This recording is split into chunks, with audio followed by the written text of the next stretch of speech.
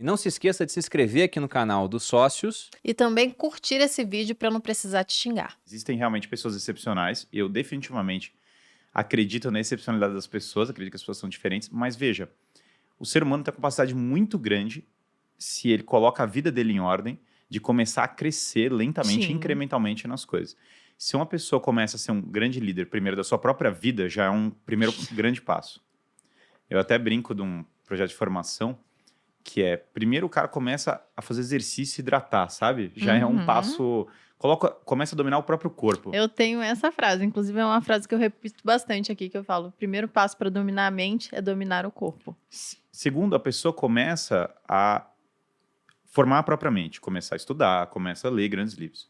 Depois a pessoa começa a tomar o controle da própria família. Ela volta a instituir esse espírito na família dela, porque, sei lá, a família está quebrada, tem briga lá em casa, os filhos não estão obedecendo, tem um caos. Depois ela pode tomar conta da própria empresa. Tem muita gente que redescobre a própria empresa. Isso é um negócio, as pessoas perdem O domínio. o controle da empresa. É Hoje, verdade. esse modelo oligarca, essa coisa meio SG, sei lá o que mais que rola na empresa, o compliance, o RH, o não sei o quê. Quando o cara vê, tem uns 6 mil entidades e ele não manda em nenhum nível. E daí a empresa é disfuncional. É a coisa mais comum do planeta. Então tem muita gente que até assiste os nossos cursos e depois o cara chega e fala, Guilherme, eu redescobri a minha empresa. O herdeiro, às vezes, que, sei lá, nunca participou da gestão dela e tal. Então o cara começa a reconquistar isso. E daí quando ele reconquista esse espírito, ele começa a unir outros empresários. Ele já mudou de nível, de patamar. Olha isso, o cara já melhorou a vida, a família, a empresa, agora já é um líder de outras pessoas. Então, não é necessariamente você ser Alexandre para chegar nesse ponto, mas você aprende com o exemplo dele para fazer essas coisas. Mas pegando da história dele, o incrível, Aristóteles ensina para ele também uma certa doutrina religiosa, Plutarco é bem claro nisso, né? Fala para ele, Aristóteles acreditava num Deus monoteísta, que só existia um Deus, que ele era o ápice da beleza e a finalidade de todas as coisas.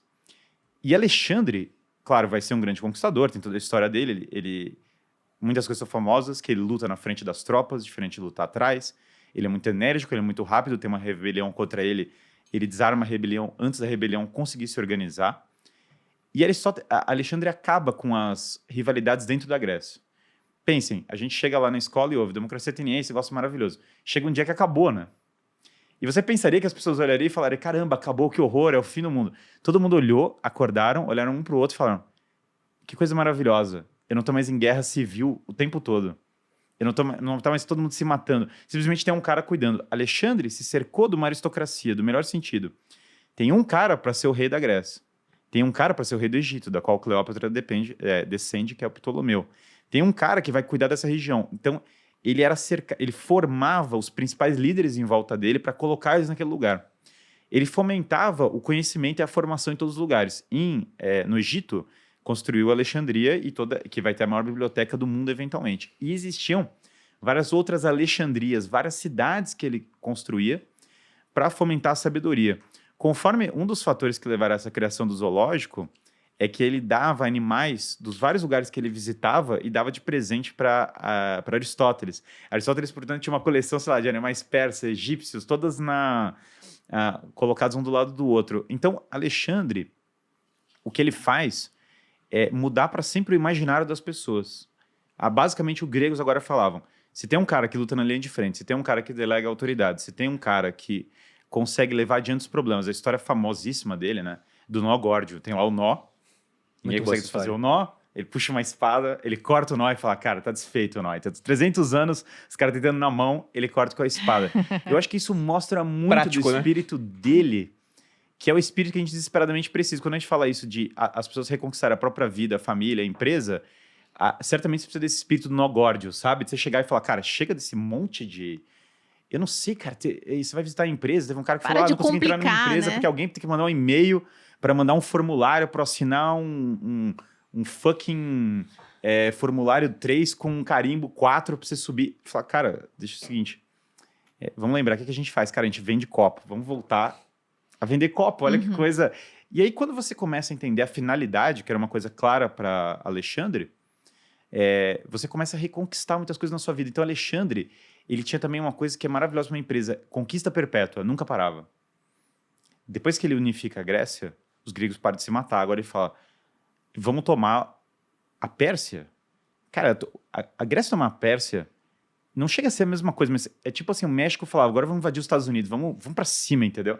É um treco meio fora do imaginário, assim, pras pessoas, porque o comum era o contrário, o comum era a Pérsia invadir a Grécia. O cara vai pra cima. Depois que ele domina a Pérsia, agora vem o insano. E isso é fantástico, porque quando você para de lutar, as coisas começam a piorar, rapidamente. Tudo na sua vida, você para de começar a se desafiar, vai para aquele aburguesamento que eu falei, aí já começa tudo a piorar. Alexandre pega as coisas e fala, Índia. 300 anos depois de Alexandre, tinha moedas gregas na Índia. As pessoas falavam, tinha gente falando grego na Índia, 300 anos depois de Alexandre. Alexandre foi para cima de elefante. É um grau assim de loucura. Pensa, o cara já é o imperador da Pérsia, o cara já é o imperador do Egito, o cara já é o imperador da Grécia. O cara foi matar um elefante na marra. É fora, eu brinco com as pessoas, é fora do nosso imaginário. Porque mesmo a nossa percepção do que é o elefante hoje não é a percepção, imagina de um grego... Que não conhecia aquele animal, por exemplo. Nunca viu aquele animal que tá andando a cavalo, que o negócio dele é uma lança e que chega e vai para cima do elefante. É fora do imaginário. Então, até o ponto, claro, que os soldados desistem de continuar, porque eles falam, cara, chega, eu preciso voltar para minha casa. Eu acho que esse espírito impactou muito. Se nós olharmos o próximo grande líder da história, que marcou toda a história da humanidade, que é César, a vida inteira de César salvou o Império Romano a partir do exemplo de Alexandre. Não tinha outro referencial.